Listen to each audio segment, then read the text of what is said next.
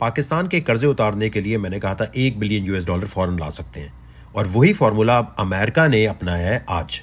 जरा वो फॉर्मूला पहले देख लेते हैं वकार ने क्या बताया और अमेरिका के डिपार्टमेंट ऑफ जस्टिस ने किस तरह से $4 बिलियन अमेरिका में फौरन लेकर आया है। वो आपने समझना है, फिर बात करते हैं। 6 महीने पहले, 1 साल पहले मैंने कहा $1 बिलियन पाकिस्तान को कैसे मिल सकते हैं। अब वो देखो अमेरिका ने भी वही चीज की है आज।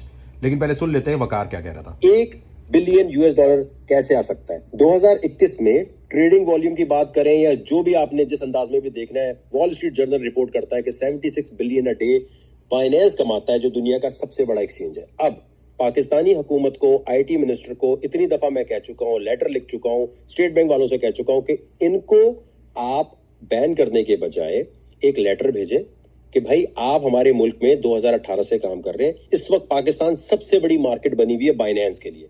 आज एक लेटर भेजें बाइनेंस को और बाकी सारे एक्सचेंजेस को कि भाई आप सबसे हमें $1 बिलियन चाहिए।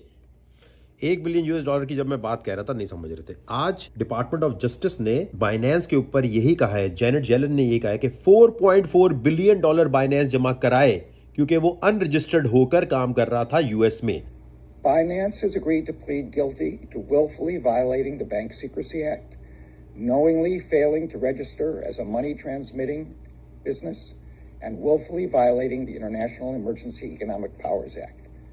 These laws ensure that our financial institutions are not available to designated terrorist organizations, drug traffickers, and sanctioned nation states that threaten public safety and our national security. The Justice Department is requiring Binance to pay $4.3 billion in penalties and forfeitures. अब ये बात समझ लें, अगर कोई पाकिस्तान में department, कोई powerful बंदे, कोई ग्रुप ऑलरेडी बाइनेंस से सेटिंग करके पैसे ले रहा है तो अच्छी बात है, फिर तो मैं कुछ नहीं बोलता। कोई ना कोई तो चलो पैसे ले रहा है ना भाई, किसी ना किसी का पाकिस्तान में तो फायदा हो रहा है बाइनेंस से। लेकिन अगर कोई बंदा भी पैसे नहीं ले रहा या बहुत कम पैसों में कोई नीचे दाएं बाएं का बंदा थोड़े बहुत पैसे लेके बाइनेंस को चलने दे रहा है, ये ज्यादती है भाई। ये पाकिस्तानी हुकूमत के लिए बहुत बड़ा मौका है कि $1 बिलियन का नोटिस भेजे, पाकिस्तान टेलीकम्युनिकेशन अथॉरिटी भेज दे, आईटी मिनिस्ट्री भेज दे, हुकूमत पाकिस्तान भेज दे कि भाई आप इतने अरसे से पाकिस्तानी कस्टमर्स को सर्विस दे रहे हो, पाकिस्तान में रेगुलेटेड है या नहीं है, पाकिस्तान में रजिस्टर आइंदा आप होंगे नहीं होंगे। और इसका मतलब ये नहीं है कि आप पैसे देंगे तो आइंदा आपको रजिस्टर करना हुकूमत का जिम्मा होगा, ऐसा नहीं। यहाँ खुशी की बात है एक, और खुशी की बात यह है कि आप कंपेयर करें वकार ज़का जो आइडिया दे रहा था शॉर्ट टर्म में $1 बिलियन लाने का, जिसपे सब कह रहे थे अरे कहां से कर्जा उतरेगा क्रिप्टो से, तो भाई ये तरीका एक था।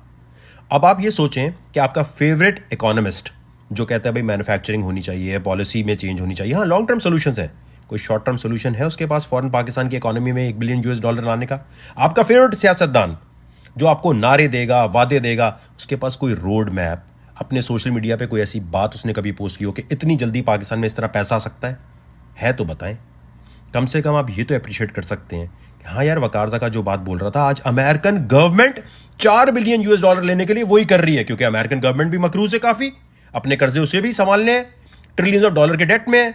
तो यहां पर उन्होंने किसी भी बंदे को अरेस्ट नहीं किया। गौर कीजिए भाई, किसी ने कानून तोड़ा है तो यूएस गवर्नमेंट को तो सीजी को अरेस्ट कर लेना चाहिए था, क्यों नहीं अरेस्ट किया? क्योंकि भाई वो कहते हैं पैसे आने दो, आजकल इकोनॉमी के हालात इतने बुरे हैं, पैसे पकड़ो, असूली तौर पर तो अरेस्ट करना चाहिए था।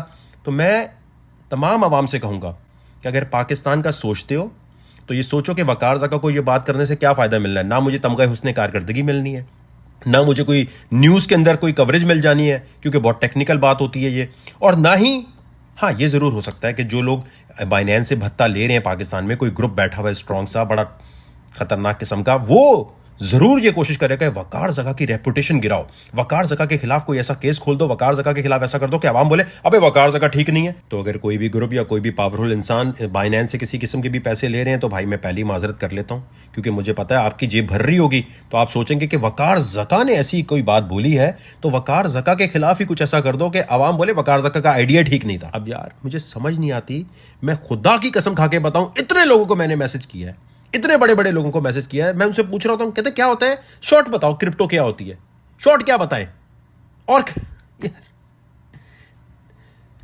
मतलब नहीं सोचना मुल्क का, मतलब नहीं दिल करता कि पाकिस्तान में सीधे सीधे अगर पैसे आ सकते हैं तो नहीं लाए। मैं पाकिस्तानी आवाम से रिक्वेस्ट करूंगा कि DGISPR को टैग करें, वजीर आजम को टैग करें, ऑनरेबल चीफ जस्टिस साहब से बात, मतलब यहाँ तो ये हमें कानूनी तौर पर ये नहीं पता कि किसको जाके मिन्नतें करें कि पाकिस्तानी हुकूमत के पास पैसे आने हैं, मेरी जेब में नहीं आने, मेरा हिडन फ़ायदा नहीं है इसमें कोई। $1 बिलियन लाने का फॉर्मूला जो वकार ज़कात दे रहा था, एग्जैक्टली वही काम तो अमेरिका ने किया है कि हाँ भाई आप हमारे पास सर्विस दे रहे हो, चलो पैसे जमा कराओ, नहीं अरेस्ट करते आपको, नहीं आपको इधर उधर करते, तो ये काम हम क्यों नहीं कर सकते? और अगर कोई भत्ता ले रहा है, अगर कोई ऐसा काम कर रहा है, तो भाई थोड़ा सा तो मुल्क का सोच लो। अच्छा मत सोचो, तुम फिर एक गड़बड़ करोगे, तुमने फिर मेरे ऊपर कोई टोपी ड्रामा करना शुरू कर देना है। मेरा काम था हुब्बुल वतन पाकिस्तानी होके आइडिया देना, अल्हम्दुलिल्लाह अल्लाह का शुक्र है वो आइडिया आज प्रूव हो गया जी ठीक था। आपके बड़े बड़े इकोनॉमिस्ट, बड़े बड़े पॉलिटिशियंस जो दे रहे थे, जो नारे वादे दे रहे होते हैं, आप उनके पीछे जाओ। जो सच्चे दिल से पाकिस्तान का सोचता होगा वो अभी वजीर आजम को टैग करेगा, जैसे मैंने किया है, DGSPR को भी टैग करेगा, और जो जहाँ से भी ऑनरेबल चीफ जस्टिस को कोई वकील है तो जाके केस फाइल करेगा कि भाई इनसे पैसे लो। जो मुल्क का सोचता होगा वो अपना रोल प्ले करेगा।